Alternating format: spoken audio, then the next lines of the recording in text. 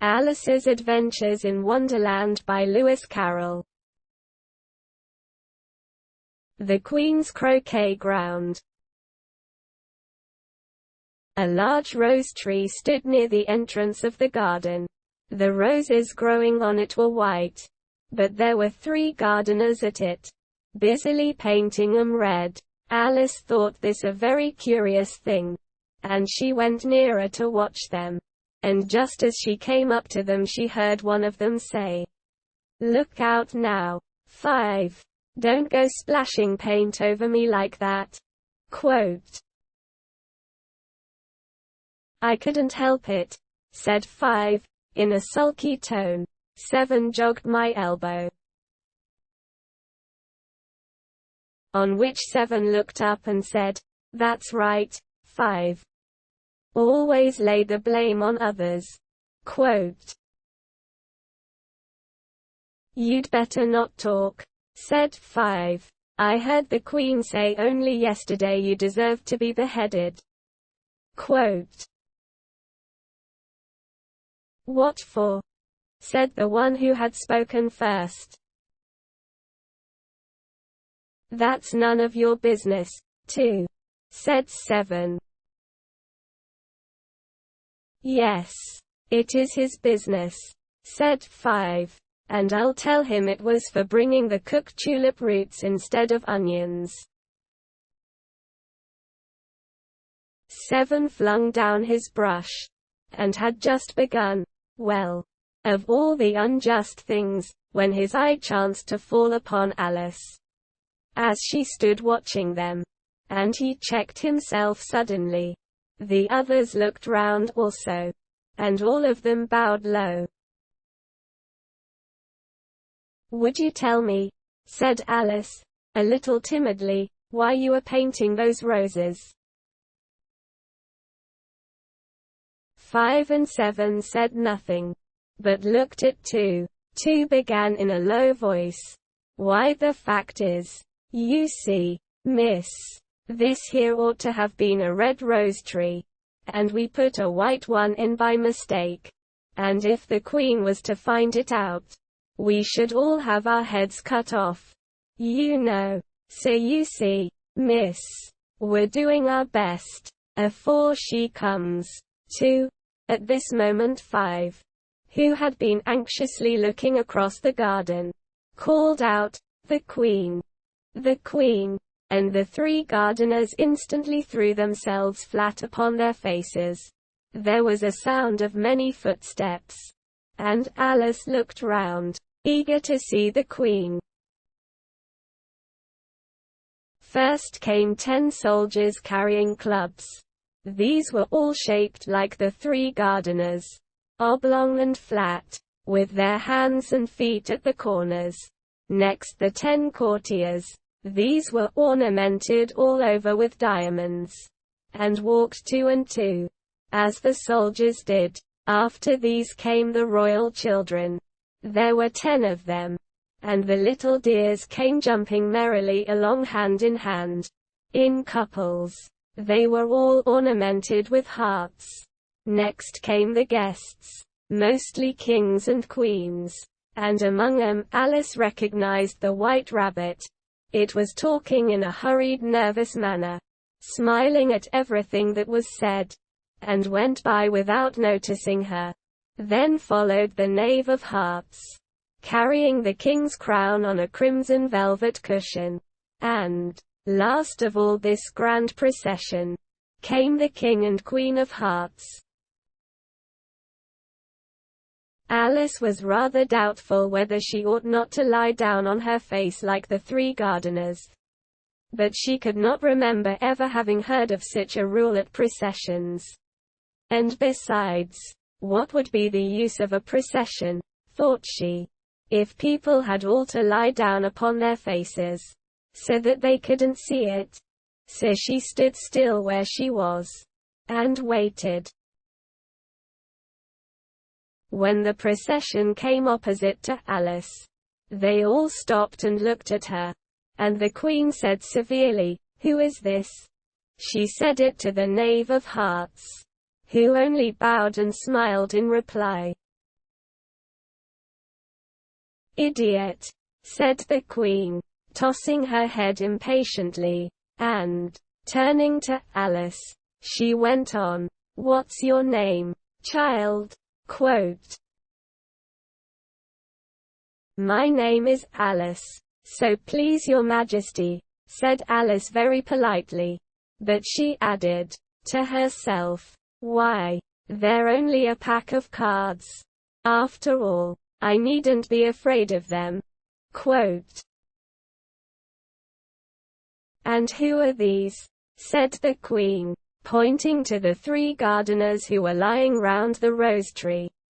For, you see, as they were lying on their faces, and the pattern on their backs was the same as the rest of the pack, she could not tell whether they were gardeners, or soldiers, or courtiers, or 3 of her own children. "How should I know?" said Alice, surprised at her own courage. "It's no business of mine." The Queen turned crimson with fury, and, after glaring at her for a moment like a wild beast, screamed, "Off with her head! Off!" "Nonsense," said Alice, very loudly and decidedly, and the Queen was silent. The King laid his hand upon her arm, and timidly said, "Consider, my dear, she is only a child." Quote, the Queen turned angrily away from him, and said to the knave, "Turn him over." The knave did so, very carefully, with one foot. "Get up," said the Queen, in a shrill, loud voice, and the 3 gardeners instantly jumped up, and began bowing to the King, the Queen, the royal children, and everybody else. "Leave off that," screamed the Queen. "You make me giddy." And then, turning to the rose tree, she went on, "What have you been doing here?" Quote, "May it please your Majesty," said Tu, in a very humble tone, going down on one knee as he spoke, "we were trying." "I see," said the Queen, who had meanwhile been examining the roses. "Off with their heads." And the procession moved on, 3 of the soldiers remaining behind to execute the unfortunate gardeners, who ran to Alice for protection. "You shan't be beheaded," said Alice, and she put them into a large flower pot that stood near. The 3 soldiers wandered about for a minute or 2, looking for them, and then quietly marched off after the others. "Are their heads off?" shouted the Queen. "Their heads are gone, if it please your Majesty," the soldiers shouted in reply. "That's right," shouted the Queen. "Can you play croquet?" The soldiers were silent, and looked at Alice, as the question was evidently meant for her. "Yes," shouted Alice. "Come on, then," roared the Queen, and Alice joined the procession, wondering very much what would happen next. It's a very fine day," said a timid voice at her side. She was walking by the White Rabbit, who was peeping anxiously into her face. "Very," said Alice. "Where's the Duchess?" "Hush, hush," said the rabbit in a low, hurried tone. He looked anxiously over his shoulder as he spoke, and then raised himself upon tiptoe, put his mouth close to her ear, and whispered, "She's under sentence of execution." "What for?" said Alice. "Did you say, 'What a pity'? The rabbit asked. "No, I didn't," said Alice. "I don't think it's at all a pity. I said, 'What for?'" "She boxed the Queen's ears," the rabbit began. Alice gave a little scream of laughter. "Oh, hush," the rabbit whispered in a frightened tone. "The Queen will hear you. You see, she came rather late, and the Queen said, 'Get to your places,'" shouted the Queen in a voice of thunder. And people began running about in all directions, tumbling up against each other. However, they got settled down in a minute or two, and the game began. Alice thought she had never seen such a curious croquet ground in her life. It was all ridges and furrows. The balls were live hedgehogs. The mallets live flamingos. And the soldiers had to double themselves up and to stand on their hands and feet to make the arches. The chief difficulty Alice found at first was in managing her flamingo. She succeeded in getting its body tucked away, comfortably enough, under her arm, with its legs hanging down. But generally, just as she had got its neck nicely straightened out, and was going to give the hedgehog a blow with its head, it would twist itself round and look up in her face, with such a puzzled expression that she could not help bursting out laughing. And when she had got its head down, and was going to begin again, it was very provoking to find that the hedgehog had unrolled itself, and was in the act of crawling away. Besides all this, there was generally a ridge or furrow in the way wherever she wanted to send the hedgehog to. And, as the doubled-up soldiers were always getting up and walking off to other parts of the ground, Alice soon came to the conclusion that it was a very difficult game indeed. The players all played at once without waiting for turns, quarreling all the while, and fighting for the hedgehogs. And in a very short time the Queen was in a furious passion, and went stamping about, and shouting, "Off with his head!" or "Off with her head!" about once in a minute. Alice began to feel very uneasy. To be sure, she had not as yet had any dispute with the Queen, but she knew that it might happen any minute. And then, thought she, what would become of me? They're dreadfully fond of beheading people here. The great wonder is that there's anyone left alive. Quote. She was looking about for some way of escape, and wondering whether she could get away without being seen, when she noticed a curious appearance in the air. It puzzled her very much at first, but, after watching it a minute or two, she made it out to be a grin, and she said to herself, "It's the Cheshire Cat. Now I shall have somebody to talk to." "How are you getting on?" said the cat, as soon as there was mouth enough for it to speak with. Alice waited till the eyes appeared, and then nodded. "It's no use speaking to it," she thought, "till its ears have come, or at least one of them."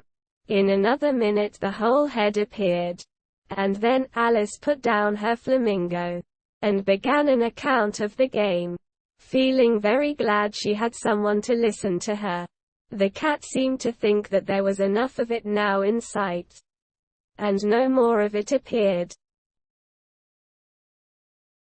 "I don't think they play at all fairly," Alice began, in rather a complaining tone. "And they all quarrel so dreadfully one can't hear oneself speak, and they don't seem to have any rules in particular. At least, if there are, Nobody attends to them and you've no idea how confusing it is, all the things being alive. For instance, there's the arch I've got to go through next, walking about at the other end of the ground, and I should have croqueted the Queen's hedgehog just now. Only it ran away when it saw mine coming. Quote, "How do you like the Queen?" said the cat in a low voice. "Not at all," said Alice. "She's so extremely—" Just then she noticed that the Queen was close behind her, listening. So she went on, "Likely to win. That it's hardly worthwhile finishing the game." The Queen smiled and passed on. "Who are you talking to?" said the King, going up to Alice, and looking at the cat's head with great curiosity. "It's a friend of mine, a Cheshire cat," said Alice. "Allow me to introduce it." "I don't like the look of it at all," said the King. "However, it may kiss my hand if it likes." "I'd rather not," the cat remarked. "Don't be impertinent," said the King. "And don't look at me like that." He got behind Alice as he spoke. "A cat may look at a king," said Alice. "I've read that in some book, but I don't remember where." "Well, it must be removed," said the King very decidedly. And he called the Queen, who was passing at the moment. "My dear, I wish you would have this cat removed." Quote, "The Queen had only one way of settling all difficulties, great or small. Off with his head," she said, without even looking round. "I'll fetch the executioner myself," said the King eagerly, and he hurried off. Alice thought she might as well go back and see how the game was going on, as she heard the Queen's voice in the distance, screaming with passion. She had already heard her sentence 3 of the players to be executed for having missed their turns. And she did not like the look of things at all, as the game was in such confusion that she never knew whether it was her turn or not. So she went in search of her hedgehog. The hedgehog was engaged in a fight with another hedgehog, which seemed to Alice an excellent opportunity for croqueting one of them with the other. The only difficulty was that her flamingo was gone across to the other side of the garden, where Alice could see it trying in a helpless sort of way to fly up into a tree. By the time she had caught the flamingo and brought it back, the fight was over, and both the hedgehogs were out of sight. But it doesn't matter much, thought Alice, as all the archers are gone from this side of the ground. So she tucked it away under her arm, that it might not escape again, and went back for a little more conversation with her friend. When she got back to the Cheshire Cat, she was surprised to find quite a large crowd collected round it. There was a dispute going on between the executioner, the King, and the Queen, who were all talking at once, while all the rest were quite silent, and looked very uncomfortable. The moment Alice appeared, she was appealed to by all 3 to settle the question, and they repeated their arguments to her, though, as they all spoke at once, she found it very hard indeed to make out exactly what they said. The executioner's argument was that you couldn't cut off a head unless there was a body to cut it off from, that he had never had to do such a thing before, and he wasn't going to begin at his time of life. The king's argument was that anything that had a head could be beheaded, and that you weren't to talk nonsense. The queen's argument was that if something wasn't done about it in less than no time, she'd have everybody executed. All round. It was this last remark that had made the whole party look so grave and anxious. Alice could think of nothing else to say but, "It belongs to the Duchess. You'd better ask her about it. She's in prison," the Queen said to the executioner. "Fetch her here." And the executioner went off like an arrow. The cat's head began fading away the moment he was gone. And, by the time he had come back with the Duchess, it had entirely disappeared, so the king and the executioner ran wildly up and down looking for it, while the rest of the party went back to the game.